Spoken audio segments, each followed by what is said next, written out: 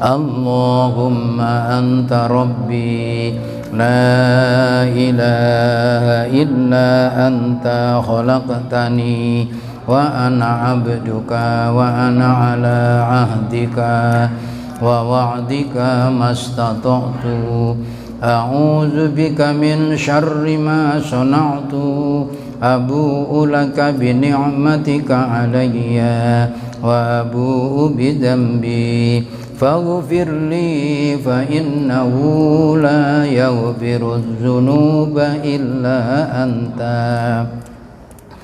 Subhanallah adada khalqihi, subhanallah ridha nafsihi, subhanallah zinata arsyihi, subhanallah midada kalimatihi, subhanallah adada khalqihi, subhanallah ridha nafsihi, subhanallah zinata arsyihi, subhanallah midada kalimatihi, subhanallah adada khalqihi, subhanallah ridha nafsihi, subhanallah zinata arsyihi, subhanallah midada kalimatihi. Raditu billahi rabba wa bil islami dina wa bi Muhammadin sallallahu alaihi wasallam nabiyyan wa rasula. Raditu billahi rabba wa bil islami dina wa bi Muhammadin sallallahu alaihi wasallam nabiyyan wa rasula.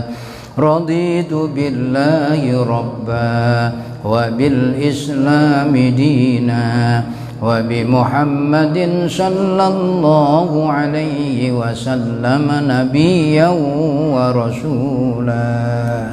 Alhamdulillahirabbil alamin. Bismillahirrahmanirrahim. Assalamualaikum warahmatullahi wabarakatuh. Alhamdulillah, alhamdulillahilladzi bi nikmatihi tatimmus sholihat. Asyhadu an la ilaha illallah wahdahu la syarikalah wa asyhadu anna Muhammadan abduhu wa rasuluhu la nabiyya ba'dah. Allahumma sholli ala sayyidina wa maulana Muhammad wa ala alihi wa ashabihi wa man tabi'ahu ila yaumil qiyamah. Qala Allah subhanahu wa ta'ala fi kitabihir rahmah. A'udzu billahi minasyaitonir rajim. Wa man lam yu'min billahi wa rasulihi fa inna a'tazna lil kafirina sa'ira. Wa qala an-nabiy sallallahu alaihi wasallam man zukirtu indahu fa khati as-sholata alayya khati'a tariqal jannah. Rawahu Tabrani. Jamaah sekalian yang sama-sama dimuliakan oleh Allah Subhanahu wa taala, mengawali taklim kita pada malam hari ini, izinkan saya mengingatkan kepada seluruh jamaah umumnya dan khususnya saya sendiri, mari kita jaga niat kita agar amal ibadah yang kita lakukan bernilai di sisi Allah Subhanahu wa ta'ala, bukan menjadi amal yang sia-sia, amal yang kita harapkan kelak memberikan manfaat untuk kita manakala kita kembali di hadapan Allah. Maka sebelum saya melanjutkan, saya berpesan, manakala sampean melakukan sholat, sekalipun itu hukumnya sunat, jangan ditinggalkan, dibaca, yakni doa iftitah. Doa iftitah itu hukumnya sunat, tapi sekalipun itu sunat, baik di dalam sholat fardu maupun sholat sunat, saya berpesan untuk dibaca. Sekiranya tidak dibaca untuk semuanya, paling tidak yang dibaca pada penekanan inna sholati wa nusuki wa mahyaya wa mamati lillahi rabbil alamin la syarika lahu wa bidzalika umirtu wa ana minal muslimin. Paling tidak syukur kita bisa mengawali dari awal Allahu Akbar kabiro sampai seterusnya. Itu ikrar dalam kehidupan kita di hadapan Allah, bahwa sampean-sampean semuanya itu merasa betul bahwa apa yang sampean lakukan itu bukan landasan kekuatan sampean dan bukan karena untuk sampean, tapi semuanya hanya dilandasi dengan semata-mata untuk Allah. Ini harus dijaga. Barusan sampean dan saya bisa melakukan sholat maghrib, dan itu dengan berjamaah. Bisanya sampean dan saya bisa melakukan sholat maghrib itu bukan karena kekuatan saya, kekuatan sampean, kemampuan saya, kemampuan sampean, tidak. Tapi itu karena pertolongan Allah Subhanahu wa ta'ala.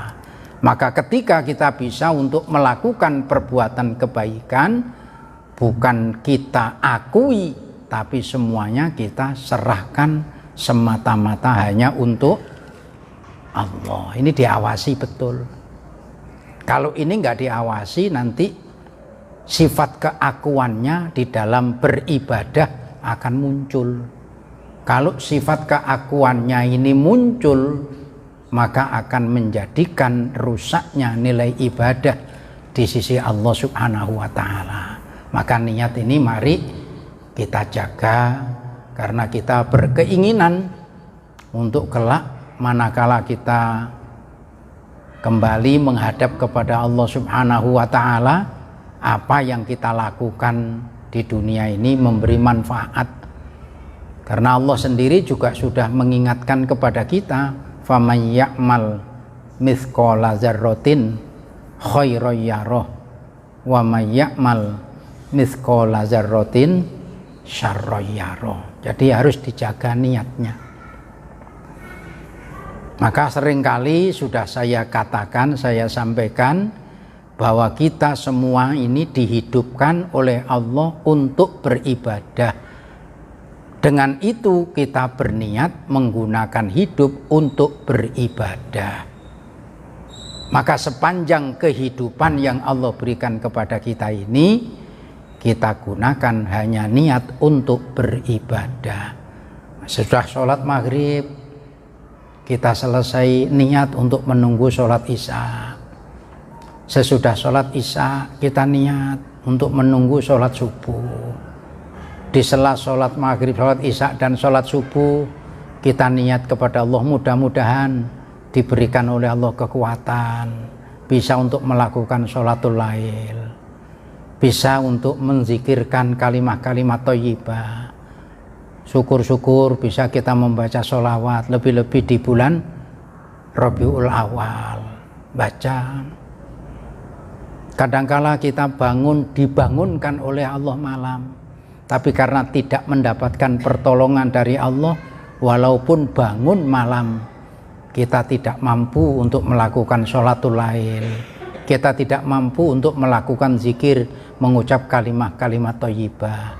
Kita bangun mungkin sekedar membuang air kencing, kotoran air kencing. Sesudah itu kita balik ke atas ranjang lalu tidur, karena kita tidak mendapatkan pertolongan. Yang ingin mendapatkan pertolongan sebelum tidur sudah berniat, ya Allah, bangunkanlah hambamu untuk melakukan sholat malam. terus dibangunkan oleh Allah. Siapa yang menghidupkan, menidurkan kita? Lalu siapa yang membangunkan kita? Semuanya kita landasi karena Allah. Ini perlu lillahnya, ini perlu untuk ditatap oleh kita. Ini sampai perjuangan kemerdekaan yang didapat oleh bangsa Indonesia itu sampai dilandasi semata hanya karena Allah. Bukan karena ingin memperoleh jabatan, nah, karena niatnya beribadah. Lah mudah-mudahan ini bisa untuk menjadi motor dalam kehidupan kita, bahwa memang kita menyadari keberadaan kita hidup di dunia ini hanyalah untuk beribadah. Jadi kalau malam ibadah, enggak usah panggil-panggil temannya, ayo sholat malam. Seolah-olah kita menunjukkan diri kita sholat malam itu. Yes. Sekarang tuh modelnya kan mudah kita untuk berbuat riya pada diri kita, mudah. Mudah-mudahan Allah mengampuni dosa kita, mengampuni dan menerima amal ibadah kita. Saya ingin sampaikan malam ini satu hadis Nabi agar saya dan sampean semuanya itu orang yang mendapatkan jalan yang lurus menuju surga, bukan justru orang yang salah jalan menuju surga. Hadis diriwayatkan oleh Imam Tobroni, karena saya yakin seperti sampean-sampean dan saya ini, bayangan ibadah itu karena adanya balasan surga. Seperti kita ini belum sampai terbayang oleh kita bagaimana beribadah itu merasa nikmat berhadapan dengan zat yang kita ibadahi. Masih terbayang oleh kita bahwa di ibadah ini bayangan mendapatkan balasan surga. Padahal sudah saya katakan surga dan neraka itu makhluk Allah. Sekali lagi, surga dan neraka makhluknya Allah. Jadi kalau saya dan sampean beribadah hanya mengejar surga karena takut dengan neraka, berarti kita beribadah masih dilandasi hanya karena makhluknya Allah. Surga dan neraka dicipta oleh Allah untuk menentukan siapa yang berhak mendapatkannya dan siapa yang berhak untuk menjauhinya.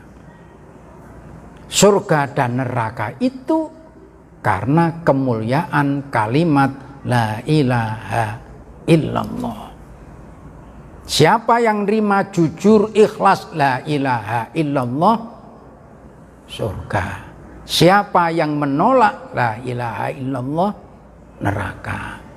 Pertanyaannya, siapa yang mendapatkan hidayah untuk menerima Allah sebagai Tuhannya, dan siapa yang menolak terhadap Allah sebagai Tuhannya? Itu urusan Allah. Maka kita bersyukur manakala kita diberi oleh Allah kekuatan iman, ridho terhadap Allah sebagai Tuhan kita. Satu contoh yang baru ini terjadi, sampean mungkin kenal namanya, yang namanya Hercules. Ya, Hercules itu preman Tanah Abang, dan bukan orang muslim, non muslim. Hercules matanya ini sudah dicungkil satu. Jadi matanya yang belah kanan ini tinggal bola mata yang palsu. Lalu tangan kanannya ini sudah tangan kanan palsu. Tangan kirinya kalau salaman dengan tangan kiri. Hidayahnya Allah. Dirinya menerima Allah sebagai Tuhannya.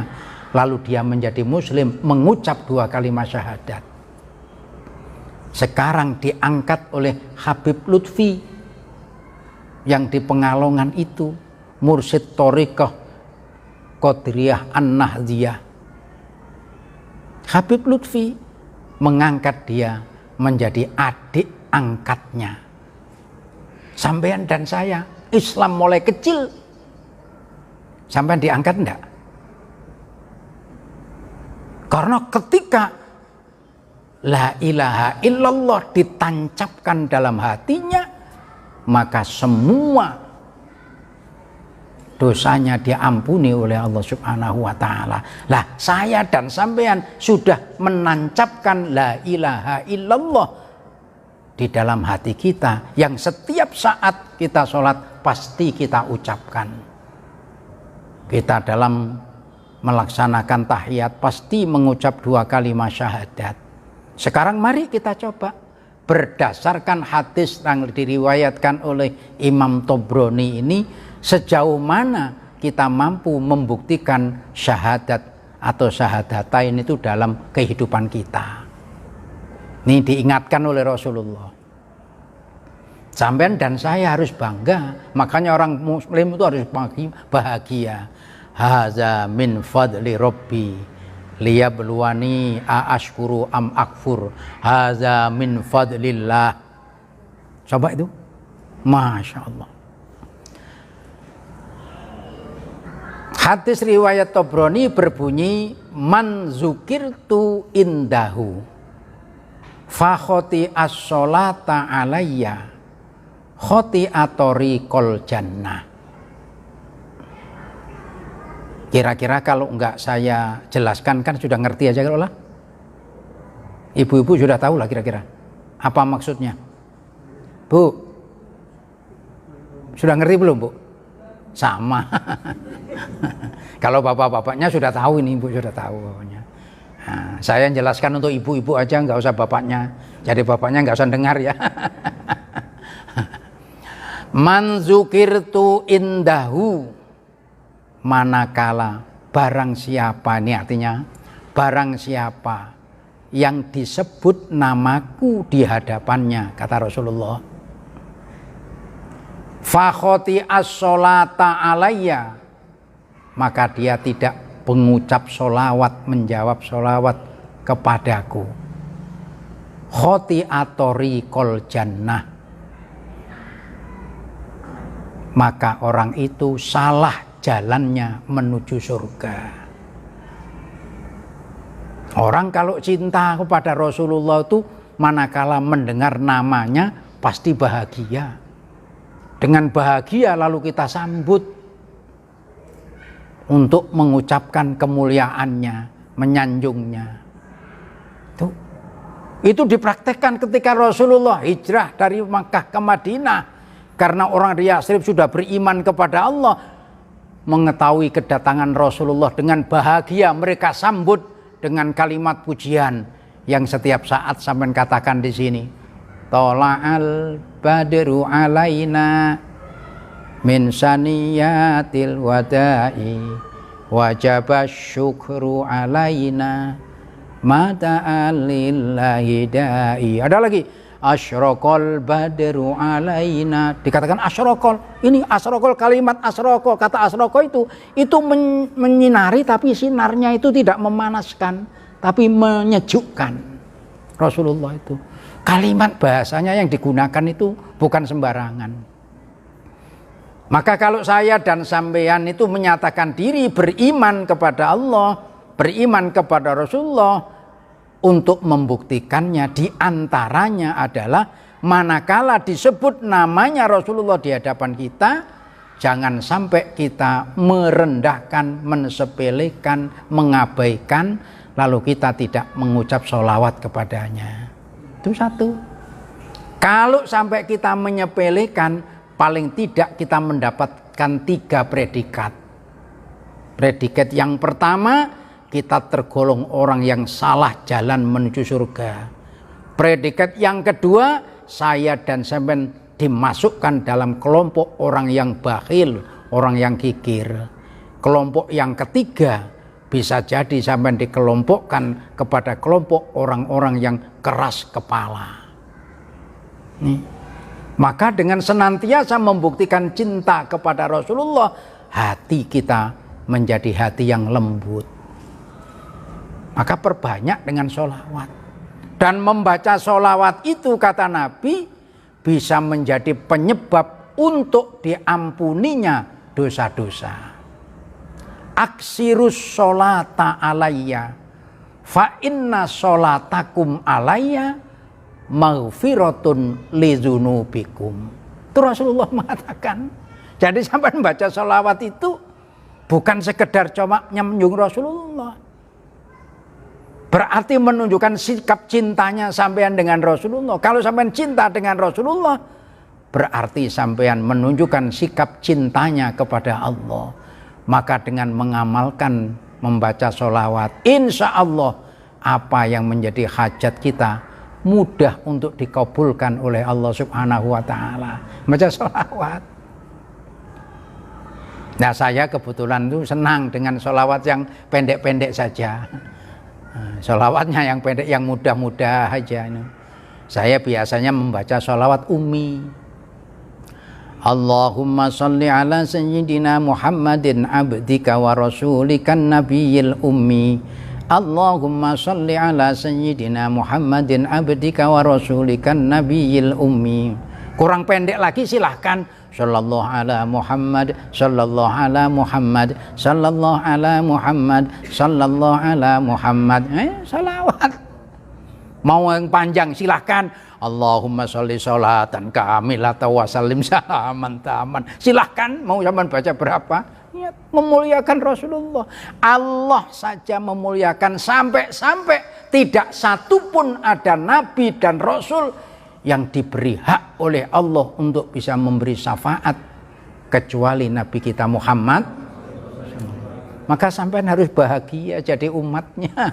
Maka orang dari muslim itu harus bahagia. Jangan bahagianya nunggu duitnya banyak. Belum tentu duit banyak itu bahagia. Itu. Wong di Jakarta itu duitnya banyak, mobil tinggal ngambil, malah pakai sabu-sabu. Anaknya si siapa namanya? Ayo sudah diteruskan. Sampai kan tahu sendiri itu. Ya. Tapi justru banyak orang yang duitnya nggak ada, makan saja mungkin masih cari-cari, tapi senantiasa mendekatkan diri kepada Allah. Maka ukuran bahagia itu apabila saya dan sampean sebagai orang yang ngaku beriman itu merasa nikmat di dalam kita beribadah. Karena kita diberitahu oleh Allah untuk bisa beribadah, itu karunia yang besar dari Allah Subhanahu wa Ta'ala. Itu modelnya. Sehingga di dalam hidup bisa merasakan halawatul iman, manisnya iman. Bukan duit banyak. Bukan duit banyak. Tapi duit ya perlu. Jangan nanti wah kalau begitu gak perlu duit. Perlu. Karena merasa duitnya perlu, duitnya tadi dijadikan untuk menuju terhadap yang menghidupkannya, maka di dalam mencari duit dan menggunakan duit selalu mencintai Allah dan Rasulnya. Berarti urusan dunianya dijadikan sarana ibadah karena mencari duitnya menggunakan cara untuk beribadah. Nah, bukan sekarang cari duit banyak korupsi, goblok. Tapi itu enggak di Indonesia, enggak di Amerika itu. Di Indonesia mana ada yang korupsi? Cuma yang tertangkap banyak. Yang korupsi itu sekarang masa ada yang 1 juta, 2 juta, miliar, triliun. Saman pernah lah melihat uang 1 triliun. Kalau potongan sampean rasanya nggak pernah ini. 1 triliun. Nggak bahagia, nggak bahagia. Yang menjadi bahagia bagi kita orang yang beriman itu ngaku beriman, hakikatnya adalah manakala di dalam kita menjalani kehidupan ini senantiasa mendapatkan pertolongan dari Allah, bisa untuk melakukan ibadah. Karena itu tugas pokok. Maka sunnah Rasul, sholat, ini sunnah Rasul. Rasul menerima dari Allah Subhanahu wa Ta'ala. Sholat itu diwajibkan oleh Allah. Rasulullah memberi pelajaran buat kita. Lalu Rasulullah mengatakan kepada umatnya, kepada para sahabatnya, kata Rasulullah, "Shollu kama ra'aitumuni usolli." Sholatlah kalian seperti kalian melihat aku sholat. Pertanyaannya muncul, pernahkah sampean melihat Rasulullah sholat? Sedangkan Rasulullah sudah meninggalkan kita 1400 tahun yang lalu. Lalu kita diajari dengan guru kita, sampai datang oleh sahabat, oh sholat begini. Maka sholat satu dengan yang lainnya itu seringkali terjadi berbeda-beda. Ada yang sholat meletakkan tangannya, ada yang begini. Karena dirinya pandangan bahwa ini untuk menutupi, apa namanya ini? Tulang rusuk yang hilang satu dicuri siapakah itu? Yang begini, nggak tahu hadisnya, nggak ngerti juga saya. Ya biarkan aja. Ada yang begini, ada nanti begini. Tapi belum pernah ada yang begini. Ya, ada yang lurus begini sampai aman. Kalau di Mekah ini umpamanya Quran itu, ada yang lagi sholat berjamaah itu, ini baca Quran, sholatnya berjamaah. Belum lagi sampean itu melihat nanti kalau di Mekah, di Masjidil Haram itu sholatnya itu pakai kursi, padahal orangnya gagah, duduk di kursi itu. Nanti kalau di depan itu kosong, itu kursinya diseret maju. Itu kalau menurut Imam Syafi'i sudah batal itu negara Quran itu. Geraknya berapa kali sudah itu. Nggak tahu madhab siapa itu madhabnya itu. Nggak ngerti saya, nggak bisa jawab saya. Itu kalau bawa tas-tasnya umpama diletakkan di depan begitu, itu maju untuk nutupi yang kosong itu sambil ditendang-tendang, seret gitu, kayak main bola gitu sholat itu. Mau walah sudah tahu. Nah sampean sholat diajari, takbir, Allahu Akbar. Gerakan tangan Allahu Akbar dituntun, begini. Ini pun berbeda-beda, ada yang santai, terserah. Ininya tidak menjadi sebab sahnya dan batalnya, tapi menjadi sah dan batalnya itu manakala sampean tidak mengucap takbir Allahu Akbar. Maka orang mukmin berkewajiban dalam sehari semalam membaca takbir itu 5 kali. Ini wajib. Kalau orang mukmin tidak membaca takbir 5 kali, dosa. Takbir itu ada pada setiap sholat yang oleh orang fikih disebut dengan takbiratul ihram. Wajib sampean. Maka takbiratul ihram itu menjadi rukunnya sholat. Adapun takbir intikal satu ke rukun yang lainnya itu hukumnya sunnat. Tapi takbir yang pertama Allahu Akbar wajib. Berarti kalau orang tidak membaca takbir 5 kali sehari semalam, berarti dia enggak sholat. Loh kan begitu. Tapi walaupun enggak sholat, takbir itu hafal karena takbirnya dipakai demo. Kalau demo Allahu Akbar, Allahu Akbar, waktunya sholat nggak sholat, gimana? Tapi bukan di sini, di sana, di Syria, di Syria. Kemarin itu saya dengar di daerah mana itu, Tarim, ada Habib siapa itu yang diculik, sampai sekarang belum ketemu, sudah beberapa hari. Sehabis melakukan sholat fajar, subuh. Diculik, wallahu alam betul dan tidaknya apa tidak, saya nggak tahu apa ini hoa kapan nggak ngerti. Saya juga mendapat kiriman, hoa apa enggak, itu akibat menghinanya terhadap Allah, menghinanya terhadap Rasul, menghinanya terhadap Al-Quran, menghinanya kepada Islam. Itu dia masih hidup, itu kepalanya itu penuh dengan belatung. Saman kalau buka mungkin nggak bisa makan lagi sampai sudah. Allah itu kalau menyiksa itu mudah. Allah itu kalau membuat azab itu mudah. Belum mati sudah diazab. Ada yang matinya diberi sakit oleh Allah. Sama ingat Namrud. Yang oleh Allah dimasuki lalat. Lalat itu di dalam kepalanya itu hidup. Ngung terus itu akhirnya. Wah, bukan main sengsaranya itu Namrud itu. Makanya sampean melihat orang yang lagi Bismillahirrahmanirrahim. Alhamdulillahirabbil alamin. Masa lagi sujud enggak balik-balik. Subhana rabbiyal a'la wa bihamdi. Enggak balik-balik, sekali ninggal. Ada yang teng. Ninggal, ada macam-macam. Tinggal sampean milih yang mana. Kan terserah sampean mau milih yang mana. Nah, kalau sampean milih supaya kita dicintai oleh Allah, maka kita berupaya untuk senantiasa dekat dengan Rasulullah. Bagaimana Rasulullah memberikan pelajaran buat kita, bagaimana Rasulullah memberikan pengertian kepada kita. Nah, ini penting untuk kita fahami dalam kehidupan kita, sehingga kita di dalam melakukan kecintaan kita kepada Rasulullah itu mempengaruhi terhadap sikap. Maka dengan itu sampai Rasulullah mengatakan